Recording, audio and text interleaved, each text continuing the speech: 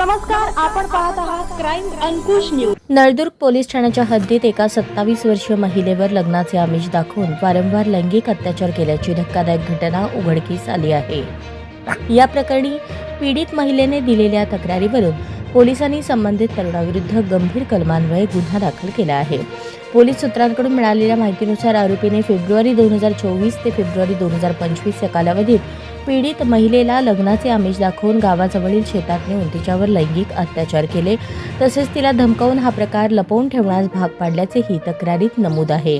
सदर घटनेबाबत पीडित महिलेने 1 एप्रिल 2026 रोजी नळदुर्ग पोलीस ठाण्यात प्रथम खबर दिली। त्यानुसार भारतीय न्याय संहिता कलम 64(2) HM 351(2) तसेच अनुसूचित जाती जमाती अत्याचार प्रतिबंधक अधिनियम अंतर्गत कलम 31W12 32VA 31 RS अन्वये गुन्हा नोंदवण्यात आला आहे। या प्रकरणाचा पुढील तपास नळदुर्ग पोलीस करत असून आरोपीचा शोध घेण्याचे काम सुरू आहे। घटनेमुळे परिसरात खळबळ उडाली असून महिलांच्या सुरक्षिततेबाबत पुन्हा एकदा प्रश्नचिन्ह निर्माण झाले आहे।